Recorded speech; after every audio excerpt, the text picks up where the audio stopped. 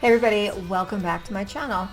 Sometimes I often wonder when comments are left on my channel if they're done in sarcasm or some form of satire, but what my time here has taught me is that the more I question it, the more serious they are. It's like you saying, these people do this thing and it's bad, and then suddenly those people show up and they do that very thing. Hard. And you're like, no, surely they can't be serious. I just spent 15 minutes talking about how Sasquatch is real, and Sasquatch just burst into the room doing the Charleston wearing a t-shirt that says I am Sasquatch. You can't make this stuff up. This is why I screenshot and this is why I pin. They find their way into the comment section of my video to provide the PowerPoint presentation that perfectly illustrates the point that I was making with zero self-awareness. Thank you. Less than 3 minutes into my last video, I said this. I wanted to talk about the surprising amount of people outside the subculture that love to talk about goth as if they have their PhD in it. They kind of talk as if they're coming from a place of this great understanding and great knowledge when they're not part of it, and they genuinely have no freaking idea of what they're talking about. It is a question that I've asked time and time again, and that is, why is it that people outside the subculture love to run their mouths as if they have some sort of PhD in it? But if that were not enough, they have to go and find platforms to where they can lecture other people about their fanfic / Build-A-Bear concept of what they perceive goth to be as if it's gospel, and go one step further and seek out actual goths to tell us that we're wrong. And it's particularly daunting when they find me in that regard, because I've been in the subculture more than half my life. I've been in it 30 years, going on 31. I've been in it since 1995, and I'm gonna be 46 years old. 46 years old this year. So, you know, to come up to somebody like me who's been in the subculture for over 30 years, and even when I sort of say, hey, been in it for quite a while, you think that would cause them to lose steam. No, they just double down. They always tend to start with, I'm not a goth, but, or end it with, oh, I'm not a goth, by the way. Since you put it that way, I guess I'm all ears. So despite me passionately expressing less than 3 minutes into my last video, it was like the opener to my last video, that why is it that people outside the subculture like to run their mouths as if they have their PhD in it? And then in comes this person who just spouts out a bunch of crap and then ends it with, oh, by the way, I'm a metalhead. You want to know why I don't talk about metal? I don't listen to metal music. I'm not part of the metal subculture. I would have absolutely nothing of merit to contribute because I'm not coming from a place of knowledge. I know nothing about metal. So for me to even try to give any sort of info or insight, or even be as bold as try to educate others, that would be stupid. Naturally, this comment's getting pinned, and my community, bless you guys, always come in from a place of almost concern and education and try to kind of educate the person. I guess I've kind of been at this a little bit too long, so when somebody comes in with that type of attitude, particularly when they're literally doing the very thing that you outlined in the video, as if they have not a care in the world and they feel entitled to do it. So I have less patience for that kind of thing, but the rest of you, again, bless you. You're out there doing God's work. It kind of goes as you would expect. The person either doubles down or they find that one person that becomes their echo chamber. Enter tiger titties. Oh, Boo Boo Kitty Fuck could not help themselves. Miss Thing went for it, and as you can see, provided the bullet points I needed to further illustrate my argument, and they do this incessantly every time. I will make a point in my video, whether the point is made passionately, whether it's done just kind of, you know, casually, it doesn't matter. These people come and they just drive that final nail in the coffin by way of just really just putting the Venn diagram, putting like that true crime dramatization in there, like the reenactment, just to show, hey, look, this happens. Let me show you how. Once again, thank you. So after Boo Boo Kitty Fuck jumps in and really tries to come to the defense of the OP and reiterate the same sort of sentiments, they became salty and petulant very quickly when they realized the community was not going to pander to their willful slander and marring. if you're going to come out and espouse misinformation, you're going to be met with opposition, not an echo chamber. So of course, they came in harder with the oh so tired architecture defense.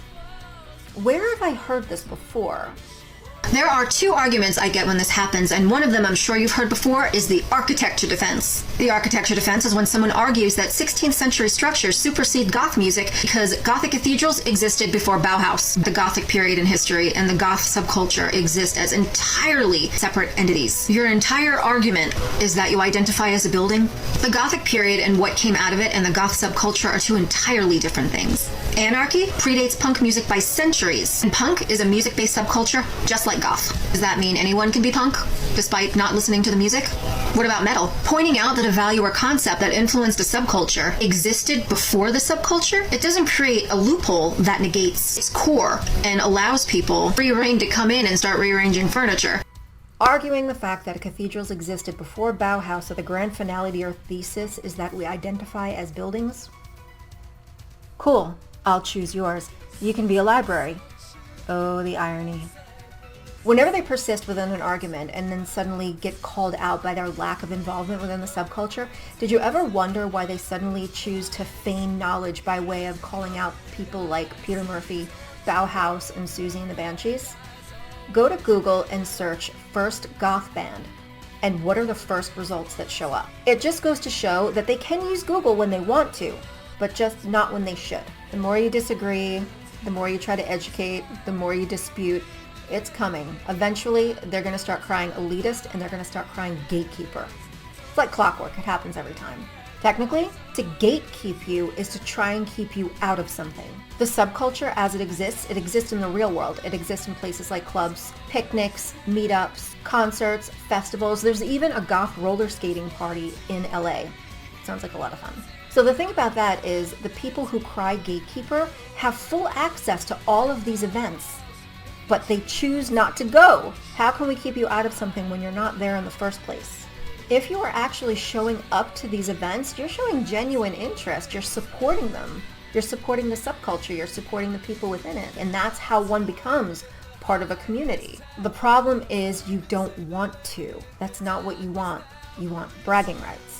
And what that means is finding yourself up on your soapbox, attempting to speak for a community that you're not part of, and even going as far as to seeking out active members of that community just to tell us that we're wrong. Making public statements that are categorically untrue, expressing toxic and problematic views, perpetuating fabricated stereotypes, and presenting yourself as an overall asshat. So by correcting you for spreading falsehood or saying that you don't speak for us, you're not being gatekept, you're being checked.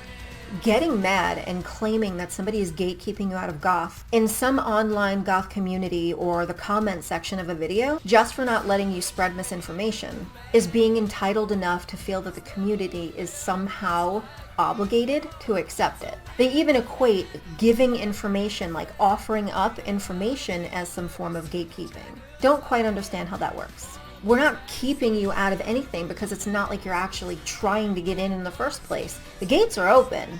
You chose to stand outside them, vandalize, and poop in the bushes. And when they get good and salty about it, they really double down on the misinformation. It becomes a mission at that point. Some of them try to fancy themselves a beacon to justify the existence of and to pander to the ones who, very much like themselves, equated not finding an echo chamber in online goth spaces to being gatekept. And then you have new goths, baby bats, who kind of see all of this, and it scares the crap out of them. It's this fear-mongering stuff of the big bad elitists that are out there to get them, and they get scared. It's not true. When I really first got involved in the subculture, I was very young. And the first few years, I noted that getting information, and this is during a period where information was not readily available by way of the internet. We didn't have this. So information came from, came from other people. And being corrected, having information offered to you by way of history, bands, band facts, or that, this concert is happening, oh, have you tried this place, anything like that. When information was presented to you, it was a good thing. It was a sign of acceptance. They wanted to help you, versus today where it's kind of met with offense. It's taken as an insult, as if somebody is trying to kind of pull rank or see themselves as better than you. And it's 100% not the case. So we're just kind of floating along, enjoying the ride, and we're getting the information from the very mouths of the people who lived it. Don't get me wrong, we had a very small handful of bad apples, and they would probably what you would equate to like the Regina George of the subculture, but put in the package of OG elder goths. I've talked about them before. They were brutal. They were elders, and I want to say like mid-20s, early 30s, and some of them, they were OGs from the 80s, because you have to understand this is like the early to mid-90s. So around that time, the 80s was not that far in the past. It basically just happened. So when you're talking 1995, 1985 is like 2015 and now. Oh, I hate when I do that level of math. You feel it. You like feel it. So let me tell you about these guys. This is what they used to do to us. Ready? Okay. Kind of like settle in here. So they would come up all friendly and they would pretend like they liked you, and you are like taken by this because here are these elders and they look amazing, and you know they have this air of confidence about them. You've seen them around. They know their stuff. They know their music, and they've been there. So they start talking to you and they're acting like you're great friends, but they start with the questions. And slowly you're being backed into like this intellectual corner, very Socratic. And by the end of it, the only viable answer that you have to their final question was basically to reveal that you were to some degree a poser, which was completely not true. They were bastards. But again, this was New York and the scene was huge. There were thousands of goths, and this is just like a handful of people, like 4 or 5 people. So I think in a scene that big, this wasn't so bad. Can you imagine how the person would react, the person in the online space who had the complete meltdown when somebody offered them information or corrected them with no ill intention? How would they fare with that group of elders who have ill intentions interrogating the crap out of them to their face? I'm gonna wager a guess they would not handle that well. Back then, we were built a lot tougher because to our face is the only way that these things ever happened. We learned to deal with things in real time as they unfolded right in front of us. None of this type and wait crap with like no accountability. Nothing was censored, nothing was sanitized as it is today, and it took a lot to offend us. I'm going to tell you a fun little story about baby bats back in the day, back in the 90s when I was coming up. Me having that personal experience, being one of them, congregating and having to have the discussions with elders today about how we were perceived. We were fucking feral. We were feral. So back in those days, we wanted everything. We wanted part of it. We wanted to be part of that experience. We wanted to go to the shows. We wanted to go to the clubs. There were 18 to enter, 21 to drink, but do you think we cared? We were ages like 12 to 15, 16. It did not matter. We got fake IDs and we went. This was a very different time.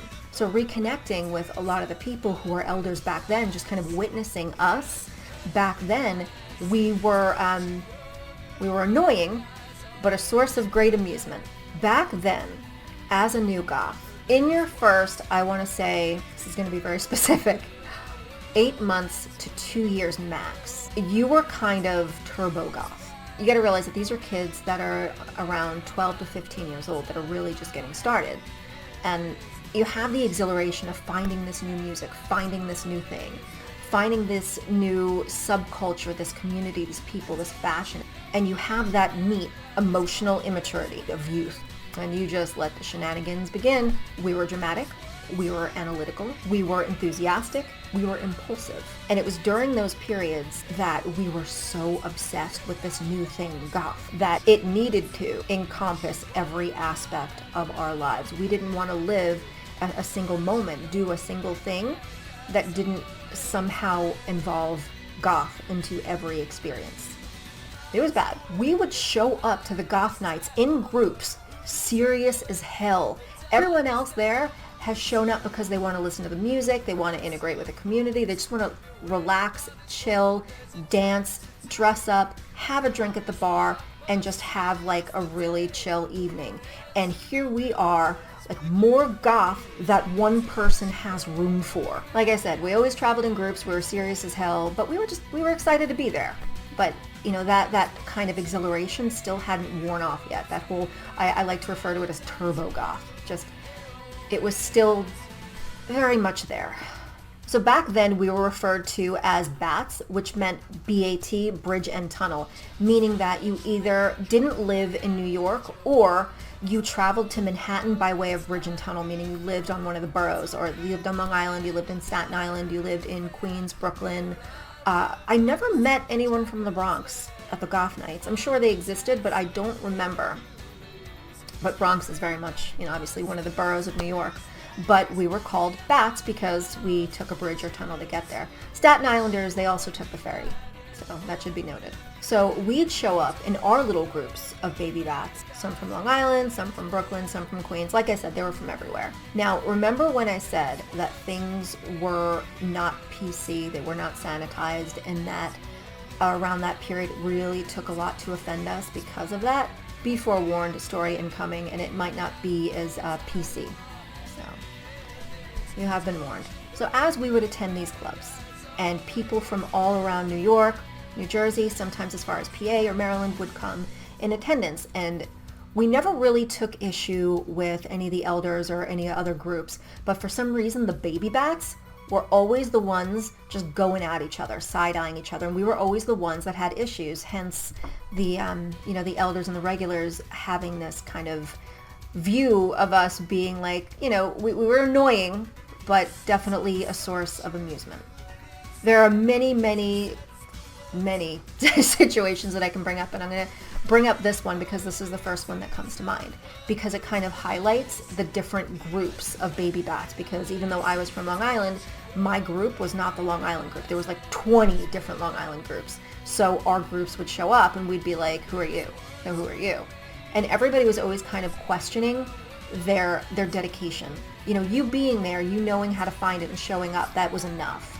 But it was always a matter of, are you doing it for the right reasons? So once again, it was Turbo Goth.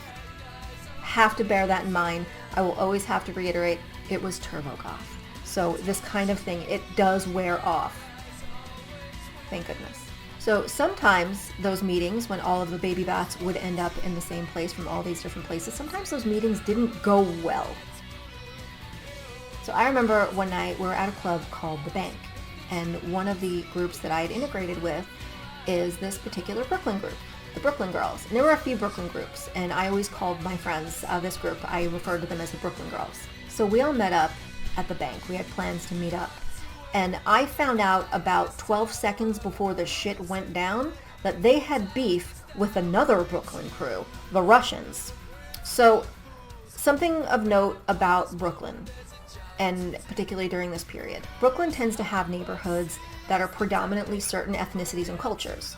So my friends, like the Brooklyn Girls, being from Bensonhurst, that was primarily Italian. Italian, Asian, Jewish, Russian, Ukrainian, Hispanic, that kind of thing. So you have all of these different sort of neighborhoods, which to me just tells me where you're going to be getting the best food. This applies to Queens as well, because I know if I want really good, say, Korean food, I'm going to Flushing. But if I want really good Italian food, I'm going to Bensonhurst. So that being said, it kind of sets the tone for what's about to go down.